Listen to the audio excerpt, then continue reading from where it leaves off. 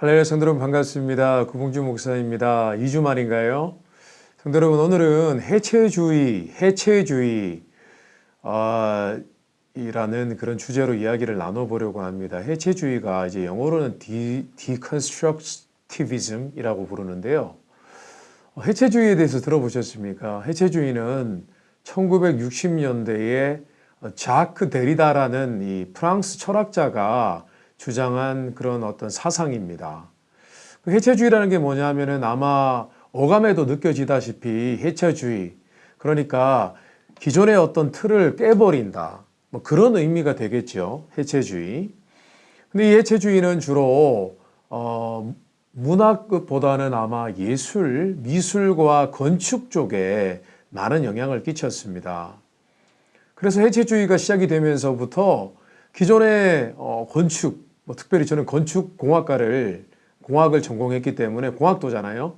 그래서 제가 건축 디자인에 대해서 굉장히 관심이 있는데 어느 순간부터는 이제 해체주의가 영향을 받아가지고 이 건축물들이 디자인이 굉장히 독특해졌습니다. 원래 기존에 콘크리트가 나오면서 이제 모래와 이제 시멘트를 섞어서 만드는 콘크리트 건물들이 나오면서 많은 이제 다양하고 높은 그런 건축물들이 지어지기 시작을 했죠. 근데 대부분의 건축물들은 정방형, 사각형이었습니다. 육면체, 그런 구조였죠. 그리고 우리가 알다시피 성당, 교회 건물은 항상 높은 첨탑이 있고 이렇게 위로 솟은 그런 삼각형 구조의 그런 구조물들이 여러 곳 이렇게 붙어 있는 그런 형태였습니다. 근데 1960년대 이후로 건축물들의 디자인들이 굉장히 바뀌었어요. 해체주의로. 그래서 교회 건물도 길다랗거나 교회 건물도 아주 독특하게 일정한 어떤 규칙이 없고 오른쪽과 왼쪽이 대칭이 안 되어 있고 비대칭이고 그런 구조물들이 많이 나왔죠. 손들어 혹시 시드니에 오페라 하우스라고 들어보셨습니까? 가보신 분들도 계실 거예요. 저는 아직 가보지는 못했습니다. 꼭 한번 가보고 싶었는데 제가 건축공학을 전공할 때 그 건축물을 꼭 보고 싶었는데요. 시드니 오페라 하우스는 바다 근처에 지어진 오페라 하우스입니다. 그곳에서 오디토리움도 있고 공연장도 하고 갤러리도 있겠죠. 그런데 그 건축물은 조개 껍데기에 영감을 받아서 지어진 건축물입니다. 정말 조개 껍데기처럼 이렇게 구조물이 아주 독특하게 되어 있습니다. 한쪽은 이쪽을 방향을 틀고 있고 한쪽은 또 다른 쪽 방향을 보고 있고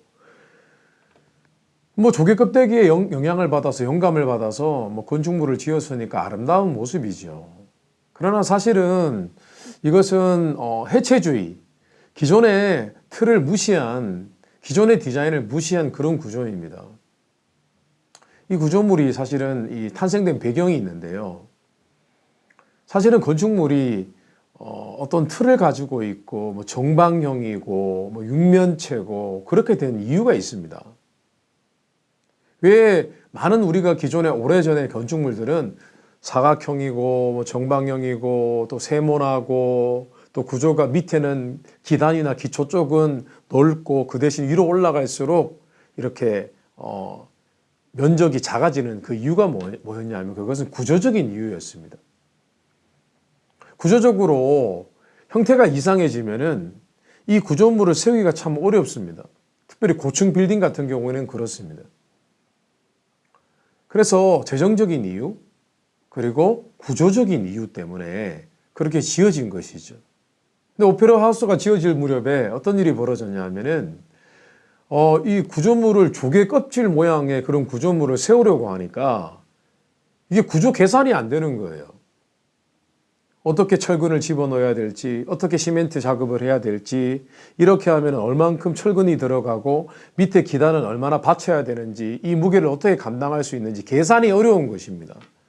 그래서 어떻게 했냐면은 그 건물을 지을 때 재정이 얼마든지 들든지 상관없이 그냥 여러 가지 중요한 구조를 잘 세울 수 있는 그 무게를 받칠 수 있는 철근을 엄청나게 집어넣은 것입니다.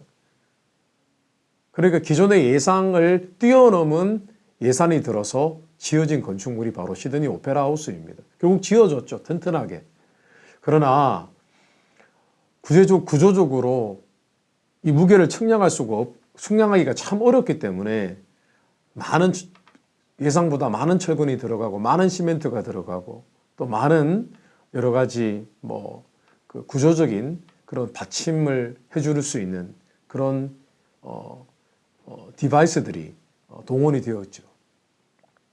그렇습니다. 제가 오늘 말씀드리려고 하는 것은 건축 디자인에 대해서 말씀드리려고 하는 것이 아닙니다. 지금 오늘날 우리가 살아가고 있는 시대는 해체주의 시대입니다. 해체주의. 기존에 우리가 가치라고 여겼던 것들이 해체되고 있습니다. 무너지고 있습니다. 우리는 이것을 또 다른 말로 20세기에 들어와서 포스트 모더니즘이라는 말을 썼습니다. 포스트 모더니즘이라는 것은 모더니즘, 근대주의, 현대주의에서 더 나아간 진보된 그런 사상을 포스트 모더니즘이라고 부릅니다. 근대주의는 과학으로 발전이 되었죠. 그런데 포스트 모더니즘은 이제는 다양한 것, 그 어떤 다양한 것도 인정한다는 것입니다. 기존의 틀을 벗어난 그런 사고방식, 가치관, 과학기술, 미술, 예술, 그 어떤 것도 사람이 만든 가치 있는 것들이라고 인정하다는 것이죠. 그 포스트 모더니즘에서 나온 것이 뭐냐면 상대주의고요. 상대주의가 무엇입니까? 상대적으로 모든 것이 가능하다는 것입니다. 거기서 나온 것이 종교다원주의. 모든 종교에 구원이 있고 모든 종교에는 진리가 있다라고 받아들이는 것이죠. 그런데 실제로 이 포스트 모더니즘 세계가 이미 왔고 이미 많은 사람들은요, 기존의 가치관에 대해서 회의감을 갖고 있습니다. 새로운 가치들이 계속 생산되고 있거든요. 이 시대는. 예를 들어 보겠습니다. 비트코인, 전자화폐. 전자화폐는 눈에 보이는 것이 아닙니다. 말 그대로 전자화폐입니다. 약속에 의해서 이런 화폐가 있고 거기에 가치를 부여하고 이것으로 화폐처럼 통용시키는 것이죠. 어떻게 눈에 보이지 않는 가치가 존재하지 않은 것 같은 것을 화폐로 여길 수 있을까? 가치를 부여할 수 있을까? 시대가 많이 바뀌었습니다. 우리가 갖고 있는 기존의 가치, 사실 따지고 보면 지금 우리가 사용하는 화폐도 무슨 가치가 있겠어요? 종이 쪼가리인데. 100불짜리가 100불이라고 우리가 약속을 했기 때문에 100불이지 그 100불짜리가 정말 100불의 가치가 있습니까? 종이에 불과합니다. 약속에 의해서. 주식도 마찬가지입니다. 주식이라는 것은 미래 가치입니다. 주식이라는 것은 왜 어느 날 갑자기 한순간에 휴지 조각으로 변하느냐? 그것은 그 기업의 미래에 있을 가치를 미리 진단을 하고 그 기업의 가치를 매겨서 주식을 팔고 만드는 것이기 때문에 어느 날 갑자기 그 기업이 그만한 가치의 생산을 해내지 않으면은 어느 날 갑자기 주가가 폭락하고 기업이 문을 닫는 것이죠. 그러면 주식은 휴지 조각이 되는 것이죠. 이렇듯 오늘날 우리가 살아가고 있는 시대는 포스트 모더니즘 시대이고 상대주의 시대이고 종교다원주의 시대입니다. 그런데 이제는 그 시대에서 더 나아가서 해체주의 시대가 되었습니다. 이것을 우리의 신앙과 종교적인 관점에서 바라보면요. 이제는 기존에 우리가 가지고 있던 전통적인 가치관과 사고방식이 지금 다 해체되고 있습니다. 그런데 이것이 어쩌면 우리의 신앙을 위협하는 걸림돌이 되어질 수 있다는 것입니다. 성도 여러분, 우리가 가정이 중요하다는 것을 알고 있습니다. 그렇죠. 이것은 수천 년 동안 인류 역사상 처음부터 하나님께서 아담과 하와를 창조하셨을 때부터 있어 왔던 전통이었습니다. 우리가 생각하기에 그냥 전통이다. 인간의 인습이다. 라고 생각하기 쉽지만 이것은 또한 성경적인 원리이고 영적인 가치입니다. 남자가 여자와 만나서 부부가 되어지고 자녀를 낳는 것. 우리는 이것을 가장 소중한 가치로 믿어왔고 이것 또한 성경적인 가치인 것을 알고 그렇게 살아왔습니다. 그죠? 요즘 시대는 어떤 시대인 줄 아세요? 가정을 굳이 가져야 되는가? 나 혼자 살기도 급급하고 나만의 어떤 이상과 비전을 이루기에도 시간이 부족하다고 생각하는 그런 시대가 찾아왔습니다. 우리 자녀들 중에서는요, 결혼에 대해서 회의감을 갖는 자녀들이 굉장히 많이 있습니다. 연애도 좋고 데이트도 좋은데 결혼은 아니다. 결혼도 좋은데 자녀는 아니다. 지금 한국은 출산율이 지금 0%대입니다. 0점대입니다. 세계 최고의 저출산 국가가 되었습니다. 2050년이 되면은 그때까지 이런 추세로 계속 자녀 출산이 줄어든다면은 2050년 되면은 우리나라에는 50대 이상이 8, 90%라고 누가 진단을 했다고 합니다. 정확한 데이터는 아닙니다. 제가 언뜻 들은 바입니다. 뉴스를 통해서. 지금 이미 한국에는요, 일본의 길을 걸어가고 있는 거예요. 일본은 이미 20, 30년 전에 그런 일들이 있었습니다. 결혼을 기피하는 젊은이들이 많아졌습니다. 미국도 그렇게 될 것입니다. 미국은 그래도 작은 나라들보다 살기가 좋고 경제 1위국이기 때문에 지금도 여전히 백인들이나 흑인들은 자녀를 많이 낳고 있습니다. 히스패닉들은 말할 것도 없고요. 그러나 미국도 점점 그렇게 변하고 있습니다. 이것은 바로 해체주의가 지금 만연하고 있다는 사실을 보여주고 있는 것입니다.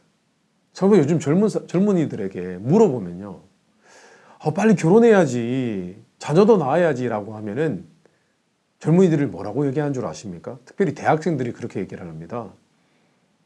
아빠, 엄마, 그거 프로파간다야. 프로파간다가 뭐냐 하면은 이게 영어로 프로파간다는 어떤 나라나 사회에서 국민들을, 시민들을 어떤 일로 부르고 세뇌하기 위해서 그 사람들에게 집어넣어주는 어떤 사상, 꾸며낸 사상, 꾸며낸 어떤 목적, 가치를 의미합니다. 그러니까 요즘 젊은이들은요, 가정, 부모님, 그리고 자녀, 결혼, 이런 부분에 대해서 어떻게 생각을 하냐 하면은 이것은 사람이 오랫동안 그냥 지켜왔던, 사실은 거추장스러운 것들인데 그냥 지켜왔던 전통, 인습일 뿐이다라는 겁니다. 누군가가 이렇게 해서 사람들을 착취하고 그 사람들을 한 곳에 매여 있고 묶여 있게 만들기 위해서 사람이 만든 프로파간다라는 거예요. 실제로 좋은 대학교에 유명한 그런 교수님들도요, 그런 사상을 가르친다고 합니다. 그런 것들은 다 프로파간다라고. 그런 거 무시해도 된다고.